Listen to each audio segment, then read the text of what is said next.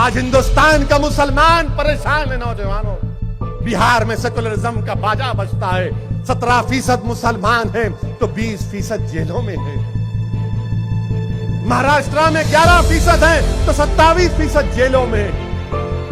مغربی بنگال میں 27% ہماری آبادی اور 48% مسلمان جیلوں میں. تم کیوں نہیں وکیل بنتے؟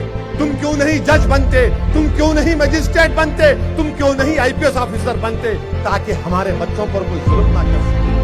CSDS کی ایک اسٹڈی میں پایا گیا کہ ہندوستان میں 2 میں سے 1 پولیس کرمی یہ مانتا ہے کہ مسلمان قدرتی طور پر اوروں سے زیادہ جرائم کرتے ہیں اور 35% مانتے ہیں کہ گو ہتیا کے آروپیوں کو ہجومی تشدد یعنی لنچنگ سے مار دینا جائز ہے.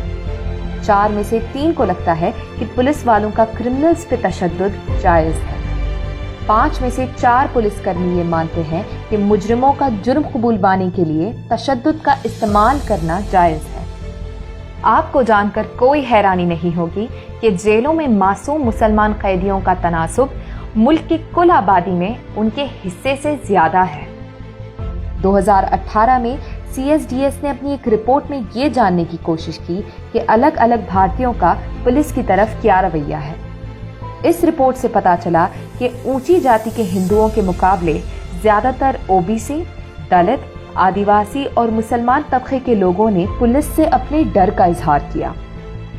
اس ملک کے جیلوں میں موجود قیدیوں کی آدھی سے زیادہ تعداد مسلمان، دلت اور آدیواسیوں کی ہے، جبکہ یہ طبقات کل آبادی کے صرف 39% ہیں. ہندوستان کی جیلوں میں مسلمان انڈر ٹرائلز کی آبادی قریب 19% ہے. انڈر ٹرائلز کا مطلب ہے ایسے قیدی جو جیل میں ضرور ہیں لیکن کورٹ نے انہیں ابھی تک قصوروار نہیں بتایا ہے. قانون کی نظر میں ہر انسان تب تک بے قصور ہے جب تک کسی عدالت نے اسے قصوروار نہ بتایا ہو. چلیے ہم یہ تو توقع کر ہی سکتے ہیں کہ ہر برادری کے قصوروار اور انڈر ٹرائل قیدیوں کی آبادی کا تناسب برابر ہونا چاہیے، کیونکہ اگر ایسا نہیں ہے تو یقیناً یہ پولیس کے ذریعے ان برادریوں کی طرف بھید بھاو پورن رویے کا ثبوت ہے.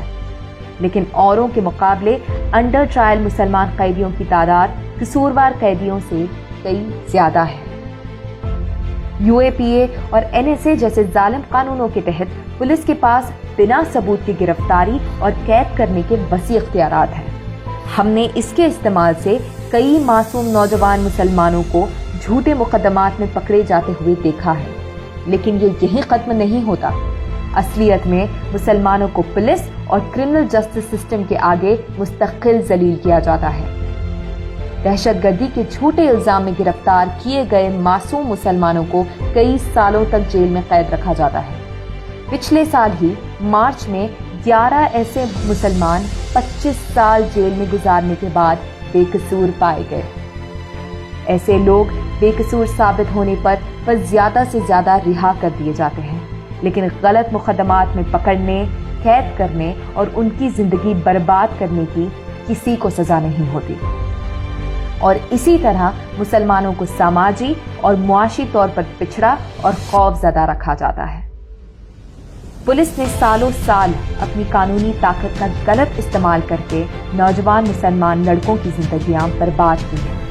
ان کے انکاؤنٹر کر کے سرکاری انعامات و میڈل حاصل کیے ہیں، لیکن اپنی طاقت کے ایسے ناجائز استعمال کے لیے ہر قسم کی جواب دہی سے بچے رہے.